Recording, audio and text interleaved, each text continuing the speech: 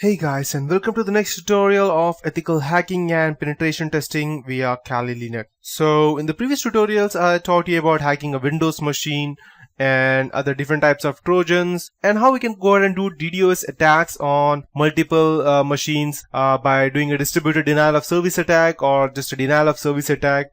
I also taught you as to how I can go ahead and actually, after penetrating a computer, how I can actually go ahead and run, let's say, a DDoS file from his computer, or I can just do it without even accessing his computer. I can just go ahead and send him a link, and as soon as he clicks on that link, boom, his computer will totally stop responding, and he will have to actually unplug the computer because everything, the keyboard, the mouse, and even its processor, everything will stop working, and it will go ahead and create an infinite loop in the background which will make the computer stop working.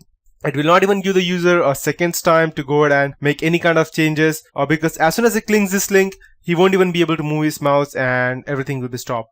So we saw all of those things in the previous tutorials. But let's do something different this time. We will be, in this tutorial, we will be taking a look as to how we can actually go ahead and hack into Android and hack a computer using an Android. And as you know that Android is the main platform for that is Java, and it's mostly or almost a type of Linux, and if you have ever used a terminal in Android, I'll just go ahead and show you some specific apps that I have been going through. So if you terminal emulator Android, you can go on the Google Play Store, and there are different applications through which you could go ahead and run this kind of specific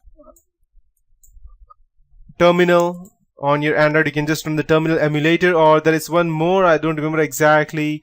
Yeah, terminal IDE. Perfect. So these are the two most awesome terminals that you could run on your Android. And if you have let's say if you have a rooted phone, and in case you don't know what root is actually gaining administrative rights, or not even administrative, the system rights to a phone.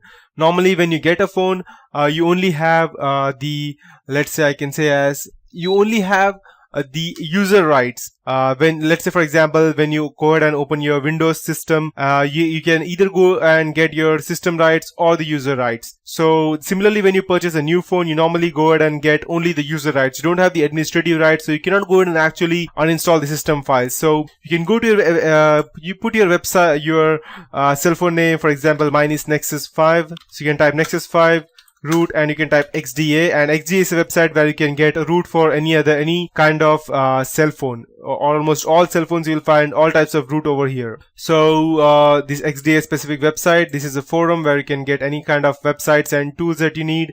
Not websites, sorry, you can get any kind of let's say mods that you need for your cell phone. And right now I'll be showing you different tools through which you could go ahead and hack into another person's cell phone, or you could go ahead and actually hack into another person's network, and it can also go ahead and lead to how anyone else can go ahead and access your network as well. So besides these apps, if you are running it as a root, then it's awesome, and it will also find similar. And if you're using Nexus 5 or Nexus 7, Nexus 8, Nexus 9, it doesn't matter which one, you can also go ahead and download the Kali Linux for Nexus. And because it works only on Nexus and OnePlus 1, it will also work on other let's say other phones as well, such as Note 2, Note 3, but it may not work that good, and some modules may not work.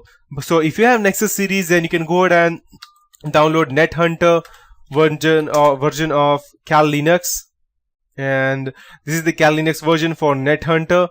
You can go ahead and download this specific thing for your it starts from Nexus 4 to Nexus 10, and it also has it also supports OnePlus 1 as well. So as you can see, NetHunter runs on chroot environment on Android device. So if you start a system via Android application, blah blah blah and all these things. So you can go ahead and run this all by yourself, but you need a rooted phone for this, else it will not work. And it has HID keyboard, that's Teensy keyboard, bad USB man in the middle attacks, and one click mana evil access point. There's nothing better you can get instead of this. It also has a 802.11 frame injection, and which supports variety of USB and ICs. That means you can also connect your own USB router to your cell phone, and you can run these things.